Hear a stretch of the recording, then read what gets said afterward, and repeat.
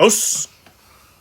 Welcome back to the Singing Samurai.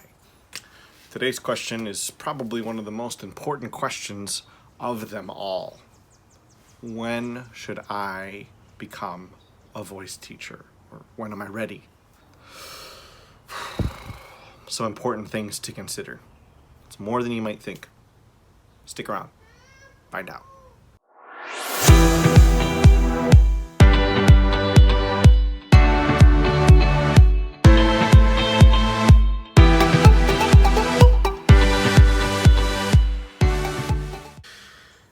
When you're ready to teach voice, a couple things. Number one, you really need to know how to sing. You really need to have an excellent mastery of your instrument.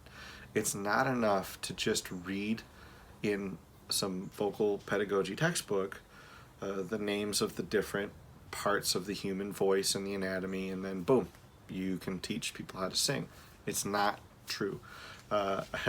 Piano salesman once told me, he said, there are 10,000 parts to a piano, and they all have a name, and I know the names of a lot of them. I don't know how to play the piano. The names of the voice, the different parts of the structure of the throat does not make you a voice teacher. It just doesn't. Sorry. Doesn't matter how many books you read, doesn't make you a voice teacher. What makes you a voice teacher? You need to know how to sing. You need to have a mastery over your instrument. Number one. You don't need to necessarily have a career, which I said before, probably a good idea for you to have a career. I think that if you've had enough education, master's degree level education, and you can sing, you're probably ready to teach as far as those things go. There is another component. But if you're still an undergrad, no, just don't do it. You don't know enough.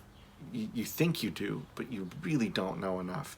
And all you're going to end up doing is screwing someone up. You might give them some good information, but you're probably going to screw them up. Because the reality is, after grad school, you're probably going to screw people up anyway.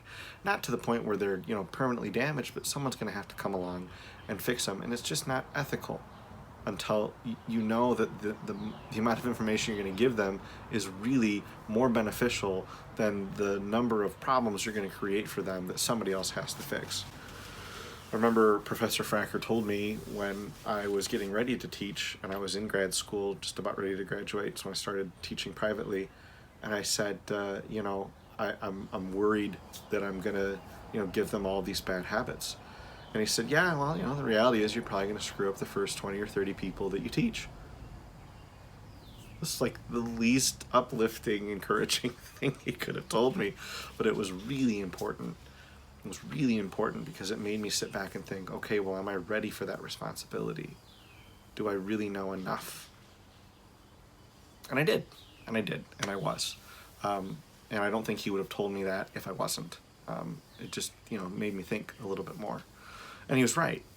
I'm sure that there are things that I taught in the first couple of years that I would never teach that way now, and someone had to fix it. But there's another side, and this is why this is so important. Being a teacher means you are responsible for shaping the mind of a future artist in a productive and positive way.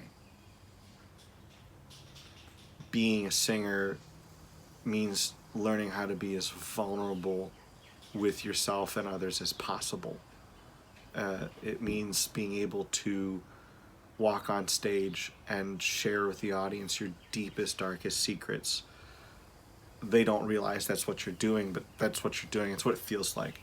So you have to be able to guide somebody through that process. And there's a certain level of maturity that you need, and there's a certain level of experience in life, I think, that's required. A couple things to keep in mind too. I've had students tell me their deepest, darkest secrets, things that they were afraid to tell their parents. I've had students confide in me a great deal of things, when it comes to sexual harassment, sexual assault, physical assault, someone actually trying to beat them, which, not trying to make one more than the other. I've had students who harmed themselves. I've had students who told me that they thought about harming themselves. I've had students who were, struggling with some pretty severe mental health issues, and serious depression, and sometimes suicidal thoughts. And I've dealt with that much more than I thought I was ever going to. I didn't know that was really a component. And maybe there are some teachers out there, they just don't deal with that. And they say, well, I'm just going to teach technique and that's it. And, sure, I guess you can go that way. I think it's pretty limiting, because then your students are never going to be as vulnerable with you as they need to be to learn how to really effectively integrate their emotional makeup and their emotional experience in life with the physical technique that they're learning. When you engage with intense emotions, your physical approach to producing sound changes. When we get angry, we yell. It's not because we want to yell, we feel like we have to yell. Not everyone, but that's just an example. Or when we cry, because we're sad, it's we don't really have as much control over that. And that's what moves people on stage, is when it's authentic. So if you're not allowing your students an environment where they can really be that vulnerable and emotional with you, then they're probably not going to grow as much. But then it means you have to deal with those issues on a certain level. Teachers are not therapists, and teachers are not friends. Not really. My teacher for the longest time, Richard Fracker, I consider him to be a friend, a close friend. I'm not studying with him now. I'm studying with another teacher, Mark Rucker, who means the world to me, and would love to call him my friend. But there's a boundary, because you have to be able to, as a teacher, tell somebody things that they don't want to hear. You have to be willing to tell them the bad news, that they have something to fix. And when you're friends with somebody, it's just harder to do that. You don't want to upset your friends. You don't want to make them unhappy, and so there's a line, and you can be friendly with your students, but you can't be their friends. And we're not therapists. Professor Fracker actually was a psychotherapist for a number of years, and some of my lessons felt like therapy, I'm sure. And it was because he was trying to get me to overcome certain emotional boundaries and barriers so that I could be more expressive. He's equipped to do that.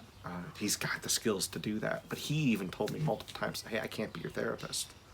He also knew where that line was. A voice teacher is not a therapist. But you have to be ready to deal with these things, and you have to be able to handle the pressure of dealing with them and being responsible to a point to your students for the issues that they have. If you're not ready to handle that, then don't be a teacher, because the words that you have power. You can really make the difference in somebody's life, making them feel better and confident and stronger, or you can hurt them, and sometimes irreparably. I have students that have told me, the painful things that people have said to them back when they were teenagers about singing, and it has created an enormous fear in them to be able to sing freely. Multiple adults in their 60s holding on to that pain. So you have enormous power. You have to be careful. You have to be responsible to it. You have to be ready for that responsibility. So you need to be able to sing. You need to have a certain level of education. You need to be able to sing really well, have a mastery of your instrument. And you need to be mature enough and experienced enough to handle the emotional side of teaching voice. A couple other quick tips.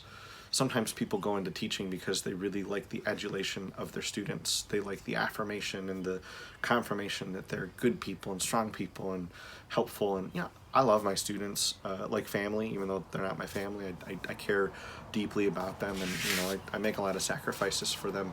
Maybe more than I should, but I think most teachers are kind of like that.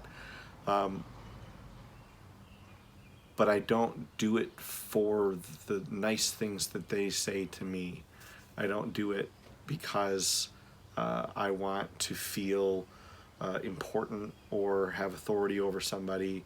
Some people do it because they like to have that authority or that control over someone, and I think those are terrible reasons to be a teacher. They're just awful. So if you find yourself in that position, you shouldn't be a teacher. Although, I think most people that find themselves in that position, they're not going to stop being a teacher. So if you're a student and you think that's why your teacher's a teacher, you should probably find another teacher because they don't have your best interests at heart. Thank you very much. Us. Please don't forget, click like, click share, subscribe to the channel for more content. Don't miss out.